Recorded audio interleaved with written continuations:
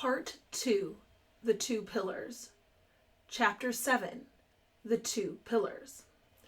Any great civilization is built upon two pillars.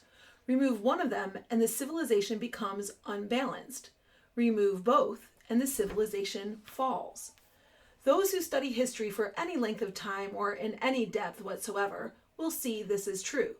From the story of the Tower of Babel, they could not maintain their society once God confused their language, to the Roman Empire, which was invaded from within by absorbing so many peoples with divergent languages and values. From the Ottoman Empire, which lasted 600 years, but followed a path close to the one the US is on now. To the Great Schism in Orthodoxy, where shifts in values led to a destruction of common language within the Catholic Church. From the Protestant Reformation, where values once again split the church and sent former allies to war against each other for centuries. To the warring tribes in Europe and in Africa, where lack of a common language was their ultimate downfall. Not to mention the insulation of East Asian nations from China to Japan to Korea and beyond that allowed for great civilizations to remain in power even though so geographically close to one another as they equated their power and pride in their societies with their language, which still plays a role in the modern world and its cosmopolitan socialization. I think maybe the commoner in the West might not understand the cultural differences between Asian peoples and maybe only notice that they write in similar yet not exactly the same but similar characters. The languages are quite different and their values also vary from society to society. In fact, I had a Korean friend who was born in the United States to Korean-born parents, and her parents were very intent on having her learn the Korean language. I mean, she understood Korean as her parents spoke the language in their home, but she was American through and through. She could not speak the language. She had no accent whatsoever. She sounded like an American, and she actually did not like going to the Korean language lessons. I think that might be because not only was she being forced to learn to speak Korean, but the lessons themselves took place in a cultural structure with the intention of ensuring she understood that unique cultural background from the country her parents came from.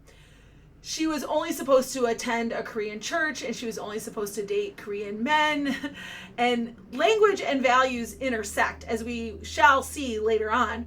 But societies are often clearly defined, delineated by the language everyone in the society or that culture speaks. Lack of a shared language can easily break apart supposed great civilizations that otherwise seem to share many other aspects, like shared resources, a shared economy, and similar skill sets among the people. And it isn't just about the destruction of a civilization, but also the creation of one. This is how many of the sovereign nation states in the modern world were determined, by shared language and shared values, or even shared religion. It was the justification for Hitler nearly 85 years ago, shared language and shared values, shared culture, and it is the justification Putin is using today. Both pillars are needed, both a shared language and a shared religion, or shared values, or shared moral code. Both these pillars are required to hold up the civilization. Look at the picture again. If you take out one pillar, the civilization becomes unbalanced. You remove both pillars and the civilization falls. I think this is why a knowledge of history is imperative to understand where we are headed. Take the Ottoman Empire, for example. Like the United States, the Ottoman Empire had one of the most powerful militaries and the strongest economies in the world at its height. They were influential in science and they were technologically innovative. They were wealthy.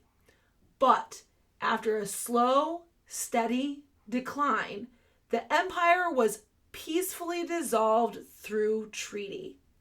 They did not go out with a bang, but a whimper. The empire did choose the wrong side in World War I, which led to its ultimate demise, But Michael A. Reynolds, Associate Professor of Near Eastern Studies at Princeton University, argues that even if outside pressures hadn't collapsed the empire, it would not have remained intact, even though it was doing all it could to modernize.